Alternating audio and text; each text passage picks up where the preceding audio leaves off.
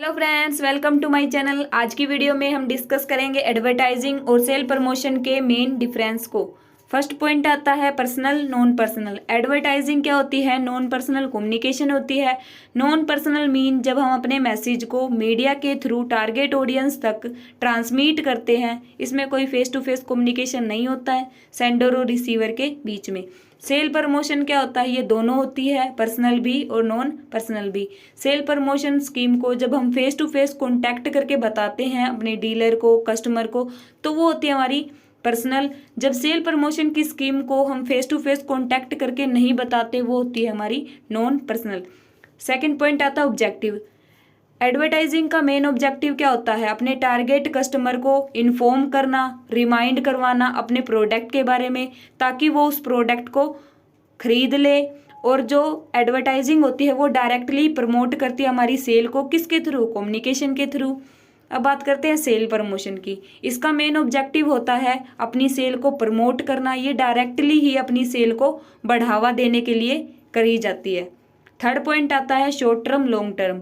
Advertising दोनों ही होती है, शॉर्ट टर्म की भी और बहुत लॉन्ग टर्म की भी। जो एडवर्टाइजिंग होती है वो क्रिएट करती है ब्रांड अवेयरनेस के, ब्रांड प्रेफरेंस को। और ये कब तक करती है? शॉर्ट टाइम पीरियड के लिए भी और लॉन्ग टाइम पीरियड के लिए भी। जो सेल प्रमोशन होती है वो शॉर्ट टर्म इफेक्ट डालती है अपनी सेल पे। और जो सेल प्रमोशन स्कीम है उसको डिजाइन किया जाता है इमीडिएटली ही अपनी सेल को बढ़ाने के लिए। अगर हम स्कीम को विड्रॉ कर लेते हैं तो हमारी जो सेल है वो क्या हो जाएगी? डिक्लाइन हो जाएगी। फोर्थ पॉइंट आता है एक्स्ट्रा वैल्यू। एडवर्टाइजमेंट में हम कोई एक्स्ट्रा वैल्यू ऑफर दे भी सकते हैं और नहीं भी। जो सेल प्रमोशन है उसमें एक्स्ट्रा ऑफर दिए जाते हैं कस्टमर को, डीलर को, ताकि उनकी सेल बढ़ जाए।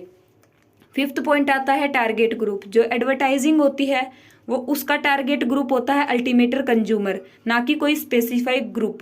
जो सेल प्रमोशन होती है वो डिफरेंट स्पेसिफाइड ग्रुप को टारगेट करती है। First customer orientation sale promotion, second dealer orientation sale promotion and third salesman orientation sale promotion.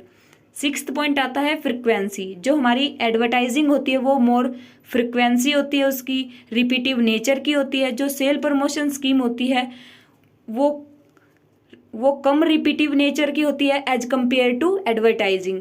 Seven point आता है कॉस्ट। एडवर्टाइजिंग कॉस्ट इफेक्टिव होती है क्योंकि लार्ज नंबर ऑफ ऑडियंस तक हम अपने मैसेज को कुछ सेकंड में ही ट्रांसफर कर देते हैं। किसके थ्रू? मास कम्युनिकेशन के थ्रू। और इसकी कॉस्ट कैसी आती है? लो आती है। जो सेल प्रमोशन होती है वो क्या होती है? कॉस्टली मेथड है।